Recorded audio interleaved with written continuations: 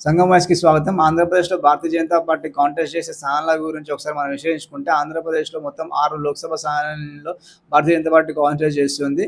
ఒకటి అరకు, తిరుపతి, రాజంపేట, నర్సాపురం, అనకాపల్లి, రాజమండ్రి 6 లోక్సభ స్థానాలలో Bharatiya Janata party contest చేస్తుంది. సో, దీంట్లో ఒక 3 అయితే భారతీయ జనతా పార్టీ గెలవడానికి అవకాశం ఉంది. ఆ గెలిచే స్థానాలను ఒకసారి మనం చూసుకుంటే రాజమండ్రి, అనకాపల్లి, తిరుపతి ఈ 3 గెలిచే అవకాశాలు ఉన్నాయి. రాజమండ్రిలో పురంధేశ్వరి కాంటెస్ట్ చేస్తుంది. బీజేపీ రాష్ట్ర అధ్యక్షురాలు, అలానే మాజీ ముఖ్యమంత్రి ఎన్టీ రామారావు కూతురు కూడా.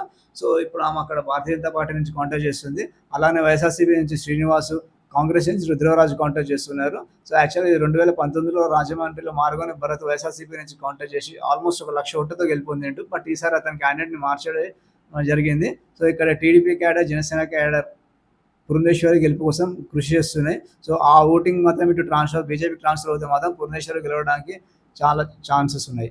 దాని తర్వాత కాన్స్టిట్యూట్ చేసేసి అనకాపల్లిలో ఇక్కడ సీఎం రమేష్ బీజేపీ నుంచి కాంటెస్ట్ చేస్తున్నాడు. ముత్యాల నాయుడు వైఎస్ఆర్సీపీ నుంచి కాంటెస్ట్ చేస్తున్నాడు. వెంకటేష్ కాంగ్రెస్ నుంచి కాంటెస్ట్ చేస్తున్నాడు. 2019లో ఇక్కడ వైఎస్ఆర్సీపీ గెలుపొందింది. సో, ఇక్కడ కూడా క్యాండిడేట్ని మార్చాడు. అంతకుముందు సత్యవతి కాంటెస్ట్ చేసింది. ఇప్పుడు ముత్యాల నాయుడు కాంటెస్ట్ చేస్తున్నాడు. సో, ఇక్కడ కూడా వైఎస్ఆర్సీపీ, బీజేపీ మధ్యలో మంచి పోటీ ఉంటుంది. సో, ఇక్కడ మెయిన్ ఏంటంటే వైఎస్ఆర్సీపీ ఇక్కడ ఓడిపోవాలంటే ఓటింగ్ అనేది ట్రాన్స్ఫర్ అవ్వాలి. జనసేన అండ్ టీడీపీ ఓటింగ్ అనేది సీఎం రమేష్కి ట్రాన్స్ఫర్ అవ్వడం అనేది ఇంపార్టెంట్. సో, టీడీపీ ఓట్లు మ్యాక్సిమం ట్రాన్స్ఫర్ అవుతాయి. ఎందుకంటే సీఎం రమేష్ కూడా ఒకప్పుడు టీడీపీలో ఉండే. సో, ప్లస్ అతను ఆర్థికంగా కూడా చాలా బలం ఉన్నాడు ఆపోజిషన్స్ కంటే. సో, అక్కడ అనకాపల్లిలో కూడా వైఎస్ఆర్సీపీకి గెలవడం కష్టం. సో, అక్కడ సీఎం రమేష్ గెలిచే అవకాశాలు ఉన్నాయి. దాని తర్వాత కాన్స్టిట్యూట్ చేసి తిరుపతిలో ఇక్కడ వరప్రసాద్ కాంటెస్ట్ చేస్తున్నాడు. ఇతను గతంలో 2019లో వైఎస్ఆర్సీపీ నుంచి 2014 ఎంపీ గెలుపొందిండు. దాని తర్వాత 2019లో గూడూరు నుంచి ఎమ్మెల్యే కూడా గెలుపొందిండు. సో, అక్కడ ఇప్పుడు అతను బీజేపీ నుంచి ఎంపీగా కాంటెస్ట్ చేస్తున్నాడు. అలాగే కాంగ్రెస్ నుంచి అక్కడ చింతామోహన్, ఇతను కూడా గతంలో ఎంపీగా కాంటెస్ట్ తిరుపతి నుంచి. అలాగే వైఎస్ఆర్సీపీ నుంచి గురుమూర్తి కాంటెస్ట్. మొన్న బై ఎలక్షన్లో గురుమూర్తి దాదాపు 2 లక్షల పై ఓట్ల మెజార్టీతో గెలుపొందిండు వైఎస్ఆర్సీపీ తరఫున.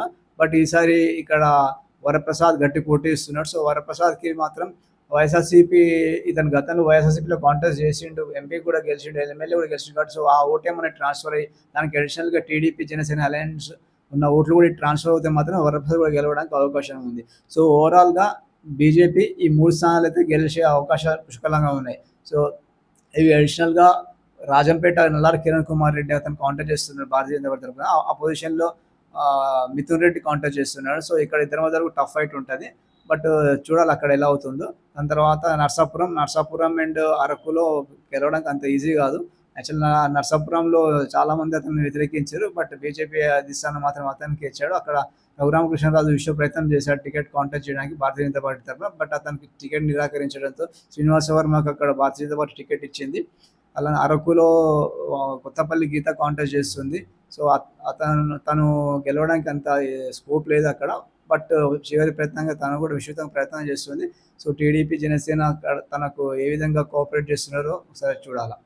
జై హింద్.